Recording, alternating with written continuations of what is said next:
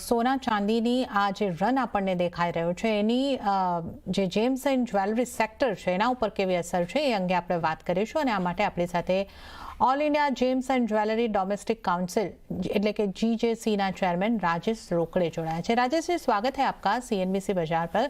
और जैसे कि हम यहाँ पे बात कर रहे थे कि गोल्ड एंड सिल्वर दोनों में ही हम जिस तरीके से देख रहे हैं कि बहुत ही तेजी से एक बुल रन, हमें बुलियन का बुल रन की हमने यहाँ पे बात की, बढ़ता हुआ देख रहे हैं। तो जिस तरीके से सोने के प्राइस 1,13,000 के ऊपर पहुंच चुके हैं, तो इस फेस्टिव सीजन में जो ज्वेलरी की डिमांड है उस पर कैसा इम्पैक्ट हमें देखने को मिलेगा?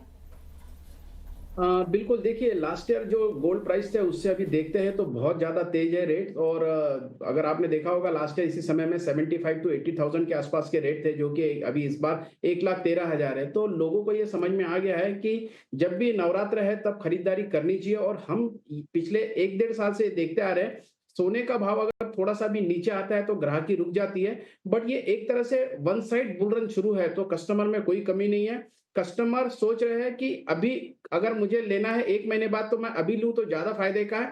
अभी हमने एक नया ट्रेंड यहाँ देखा है कि शादी की खरीदारी नॉर्मली नवरात्र में शुरू हो जाती है।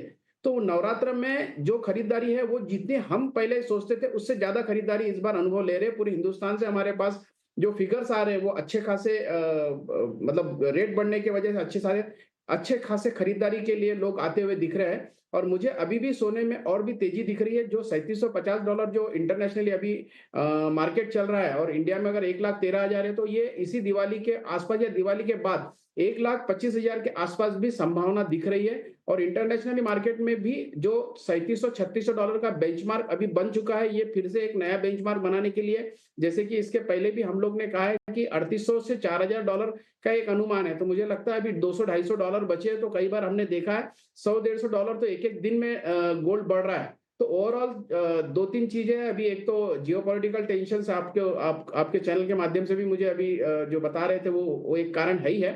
लेकिन साथों साथ इसके साथ टैरिफ का जो इशू है वो अभी भी शॉर्ट आउट हुआ नहीं। फेड के जो इंटरेस्ट रेट कट हुआ है 0.25 बेसिक, वो अक्टूबर और दिसंबर में और अपेक्षित है। तो ये सब चीजें गोल्ड को और बुलिश कर रहा है। इसके साथ ही जियोपॉलिटिकली अभी आपने कुछ न्यूज हमने लास्ट इसमें देखे थे कि जिस तरीके से नाटो होता है, नाटो में किसी एक देश के ऊपर अगर कोई हमला होता है तो सभी देश उसके साथ दुश्मनी ले लेते हैं, या एक साथ किसी एक देश पे अगर हमला होता है तो सभी ये सोचते हैं कि हम पे भी हमला हुआ है।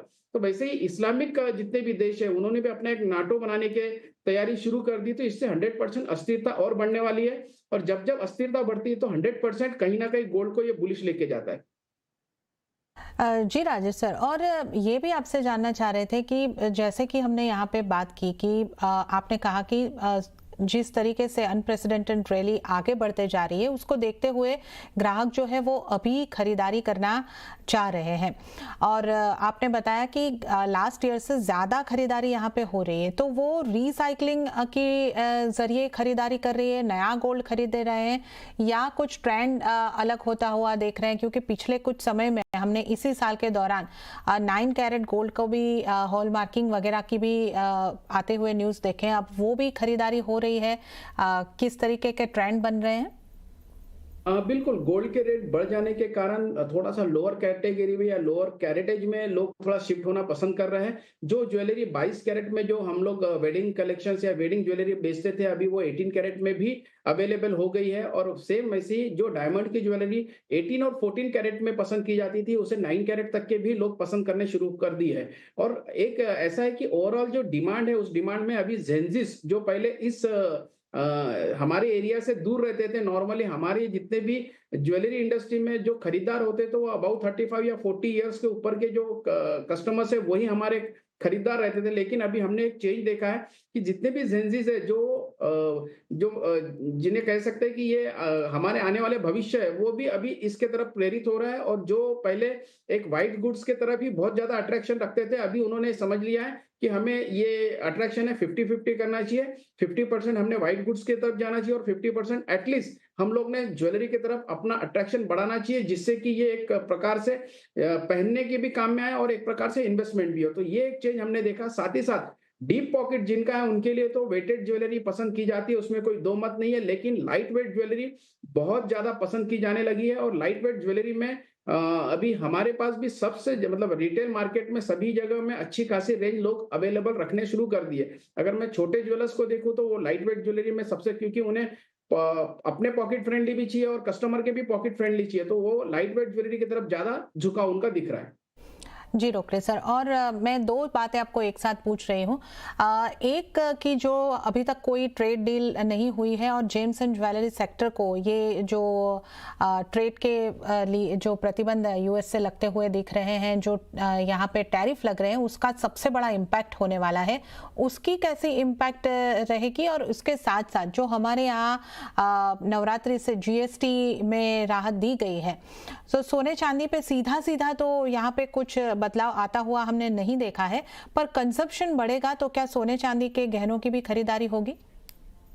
हाँ बिल्कुल, टैरिफ जो लगाया है उससे 100% हमारी इंडस्ट्री में थोड़ा इम्पैक्ट तो हुआ है, थोड़ा डेंट तो है। लेकिन ये डेंट मतलब मैं देखता हूँ तो 33% के आसपास हम लोग एक्सपोर्ट करते थे यूएस के लिए, और वो डेंट को अगर हमको कहीं ना कहीं कॉम्पेंसेट करना है तो हमें नए मार्केट ढूंढना पड़ेगा। और हमारे प्रधानमंत्री जी ने स्पष्ट अपना रूप बता दिया है कि हम नए अवसर ढूंढेंगे। और जिस तरीके से अभी प्रधानमंत्री जी ने जीएसटी को रिफॉर्म या चेंज करके सभी एक रैशनलाइज किया, या मैं ये कहूंगा कि एक तरह से सभी देशवासियों को तोहफा दिया, या इन्हें जिस तरीके से जीएसटी बचत उत्सव का नाम दिया गया, तो कहीं ना कहीं ये मुझे लगता है कि ये बहुत ही एक अच्छा कदम है। और इस कदम के वजह से 100% हमारी इकोनॉमी ग्रोथ भी करेंगी। लेकिन सेम ऐसे ही ज्वेलरी इंडस्ट्री को भी अपेक्षाएं थी हमारे प्रधानमंत्री जी से कि किसी न किसी तरीके से ये जो जीएसटी ज्वेलरी इंडस्ट्री पे है वो 3% है, जबकि सोने का भाव जब 30,000 था तब भी 3% था, और आज 1 लाख के ऊपर भी हो गया तब भी 3% है। तो हमारी जीएसटी करीब करीब 4 टाइम बढ़ गई है। तो कहीं ना कहीं जीएसटी इस इंडस्ट्री पे कम होना बहुत ज्यादा जरूरी है, जिससे कि थोड़ा सा और इस व्यापार को बूस्ट मिले।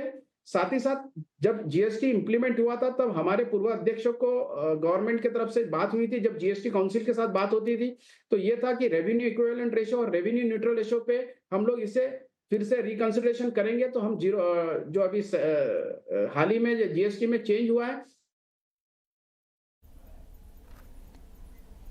ઓકે, તો જીએસટીને લઈને જેમ્સ એન્ડ જ્વેલરી સેક્ટરની આગળથી ડિમાન્ડ છે કે જે 3% જીએસટી છે એ અહીંયા હજી ઘટાડવાની એક કોશિશ કરવામાં આવે। ત્યારે राजेश जी, आपका बहुत बहुत शुक्रिया हमारे साथ जुड़ने के लिए और इस पूरी जानकारी के साथ हमारे साथ चर्चा करने के लिए आपका धन्यवाद। ત્યારે જ સોના ચાંદીના આઉટલુકની પણ કરીશું।